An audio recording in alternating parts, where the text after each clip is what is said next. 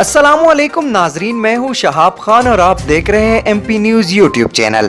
ताज़ा तरीन खबर से आपको आगाह करते चले कि पाक भारत मैच देखने के लिए शेख रशीद ने भी 2 दिन की छुट्टी ले ली। निजी टीवी के मुताबिक शेख रशीद ने कहा कि वजीर आजम ने इन्हें हफ्ते और इतवार की छुट्टी दे दी है और वो पाकिस्तान और भारत के दरमियान T20 मैच देखने दुबई जा रहे हैं। और इसके साथ साथ शेख रशीद ने यह भी कहा कि जो फैसला हुआ उसे हमें कबूल करना है। वाज़ेह है कि T20 वर्ल्ड कप में पाकिस्तान और भारत 24 अक्टूबर को मद्दे मुकाबिल होंगे। ब्रेकिंग न्यूज से आपको आगाह करते चले कि पाक भारत मैच देखने के लिए शेख रशीद ने भी 2 दिन की छुट्टी ले ली है। तफसीलात के मुताबिक शेख रशीद ने कहा कि वजीर आजम इमरान खान ने इन्हें हफ्ते और इतवार की छुट्टी दे दी है और वो पाकिस्तान और भारत के दरमियान T20 मैच देखने के लिए दुबई जा रहे हैं। शेख रशीद ने कहा कि अल्लाह से दुआ है कि पाकिस्तान को कामयाबी से हमकिनार करे।